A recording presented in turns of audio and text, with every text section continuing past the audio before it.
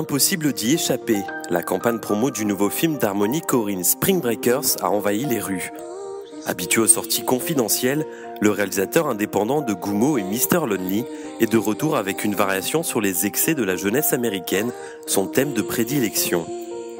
Ce qui aurait pu se limiter à un débat cinéphile entre révolution pop et apologie du vide s'est transformé en phénomène générationnel. Car la présence au casting de starlettes ultra populaires auprès des ados a déclenché l'hystérie lors de leur venue au Grand Rex pour l'avant-première française.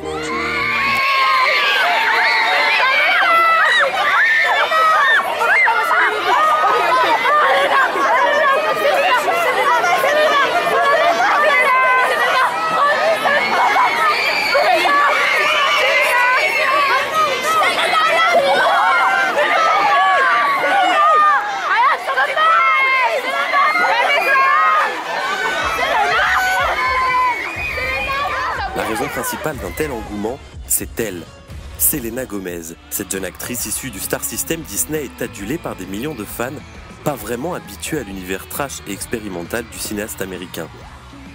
Nous sommes allés à la rencontre de ce public inattendu, ceux qui se nomment eux-mêmes les Selenators. Être une star Disney, c'est un peu une philosophie, je veux dire, on doit vraiment faire attention. Souvent, elle nous fait rire quand on regarde ses films, et puis on est très impressionnés quand elle danse et quand elle chante. Tout le monde l'aime parce qu'elle est honnête, franche. Parfaite, exceptionnelle et respectueuse. Gentille, belle, un peu comme un ange par exemple. Au moins une fois par jour, je vais sur son Twitter pour voir si elle a tweeté ou des choses comme ça. Elle a à peu près 13 millions de followers sur Twitter. Je pense que s'il n'y aurait pas les réseaux sociaux, j'aurais beaucoup moins d'informations par rapport à Selena. J'y vais de temps en temps avec des amis, mais sinon, j'y vais pas aussi souvent que ça, mais quand il y a un film que je pense qu'il va me plaire, j'y vais et voilà. Les films d'action, c'est vraiment ce qui me touche le plus. Après, j'y vais pas énormément, j'y vais quand vraiment il y a un film qui m'intéresse, comme des films comme Batman, Spider-Man, ou vraiment des gros films. On aime bien regarder les films plutôt comiques, ou sinon ceux d'amour, c'est bien aussi. On aime bien Twilight. Les films d'horreur, les films comme American Pie ou Spring Breakers. Il y avait une rumeur comme quoi Selena elle allait sortir un film. Spring Breakers, c'est un film dont j'ai déjà parlé il y a beaucoup de temps, il y a un an et demi quasiment. Selena, je crois qu'elle en a parlé un peu sur Facebook, un truc comme ça. Elle a parlé de Faith. C'était à peu près il y a un an et demi.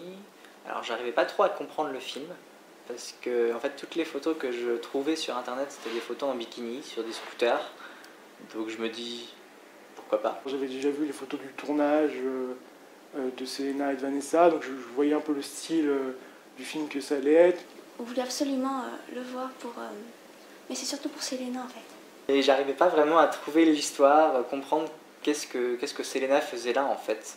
Je me suis dit que ça allait être un film qui est pas forcément pour les enfants. Comme elles l'ont dit, il y avait des rumeurs comme quoi c'était moins de 16 ans, des choses comme ça. Puis après, on a été informé que c'était que moins de 12 ans.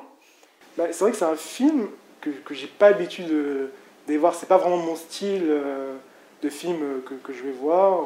Ça va être un film un peu spécial. Spring break forever.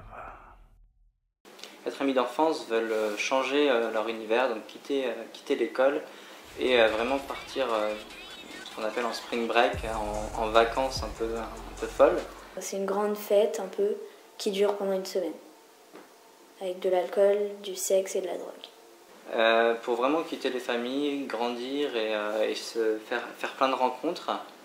Donc c'est 4 jeunes qui essayent un peu de sortir de la routine de leur ville, qui est un peu dans un trou paumé des États-Unis. C'était des filles qui n'avaient pas assez d'argent pour aller en vacances, donc ils sont allés braquer un fast-food.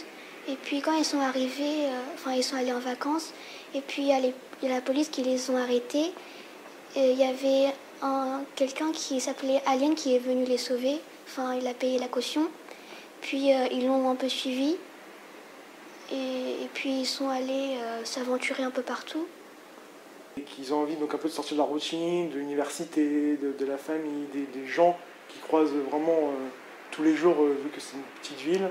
Et donc ils veulent un peu sortir de cette routine pour aller donc au Spring Break en Floride. En fait, des fois, il y avait des scènes qui s'incrustaient au milieu d'autres.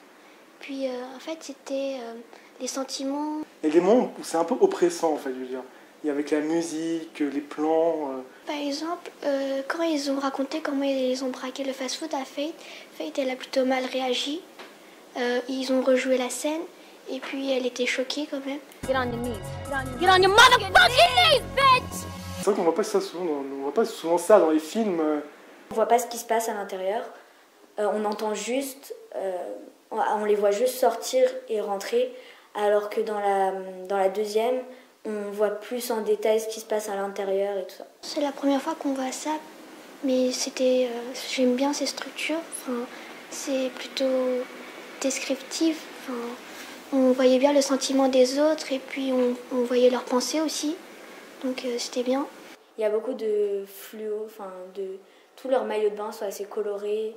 Les personnes qui sont habillées en fluo. Par exemple, les cagoules qu'elles utilisent, elles sont pas noires ou des choses comme ça. À la fin, elles sont vraiment rose fluo. Donc on voit aussi qu'il y a des lumières violettes donc pour faire ressortir les vêtements des actrices. Voilà.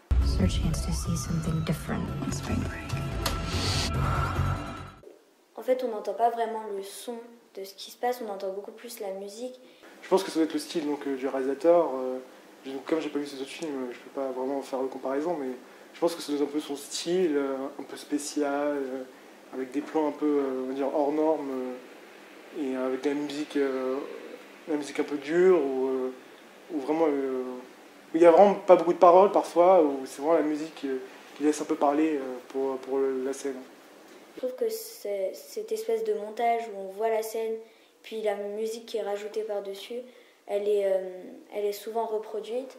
Et moi, je trouve que ça rend bien de mettre la musique par-dessus une scène qui est assez violente. La scène dans la piscine avec donc Vanessa et Ashley Benson, un peu.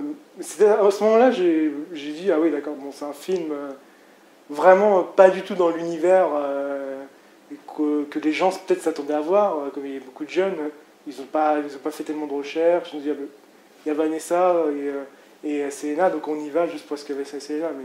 Mais quand j'ai vu cette scène, je me suis dit oui, là on parle complètement sur un univers différent de ce qu'était Disney. Dans l'ensemble, j'ai trouvé que c'était un bon film, malgré quelques scènes qui étaient un peu choquantes. C'est vraiment trop violent en fait. Moi j'étais plus choqué par le nombre d'enfants de 12-14 ans qui étaient présents dans la salle que par le film en lui-même. Puisqu'on voit des scènes vraiment, des scènes de sexe tout simplement. Il y a juste deux personnages qui m'ont assez choquée, c'est Vanessa et Ashley. Donc par rapport à Selena, j'ai pas été aussi choquée que certaines personnes le disent. Mais franchement, pour Ashley et Vanessa, j'étais un peu choquée d'elles, parce que Vanessa, je l'ai connue dans High School Musical. Et là, je la vois comme ça dans Spring Breakers, c'est assez choquant.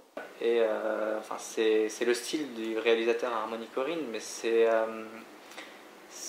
pas pour un public jeune, parce qu'elles sont venues en fait pour voir Selena et pas pour voir le film. Des fois, ils se droguaient. Enfin, pas les filles, en tout cas pas Faith, la personne que joue Selena. Et des fois, on voyait des gens un peu nus. Ça nous a un peu choqués, mais ça va. Alors, bon, pour moi, ça me choquait pas, mais vraiment pour les jeunes filles de la salle, donc c'était un peu choquant. S'ils voulaient pas voir, valait mieux fermer les yeux parce qu'on est quand même assez jeunes, on est des adolescents. Il y a certaines sénateurs qui ne le sont plus par rapport au film.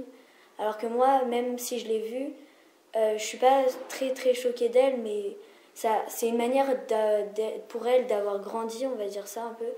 Donc pour moi, quoi qu'il en soit, je resterai sénateur, je respecterai ses choix.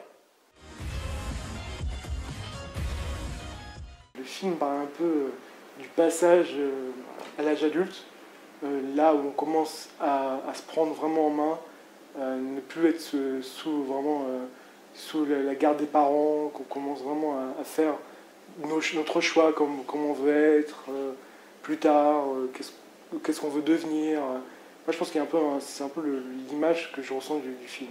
Ça arrive qu'on fait des trucs pas bien parce qu'on a besoin de grandir et du coup on fait des trucs qu'on pense être adulte, mais je préfère rester enfant plutôt, faire des trucs un peu plus enfant. Ça l'a fait un peu sortir du milieu de petite fille que quand elle avait 12 ans, qu'elle faisait les sorties de Waverly Place, même si elle le fait encore. Je pense que ça l'a fait avancer vu que maintenant elle a 20 ans quand même, donc faut bien qu'elle avance un peu. Elle a 20 ans, donc elle a 1 an et 20 jours exactement de différence avec moi.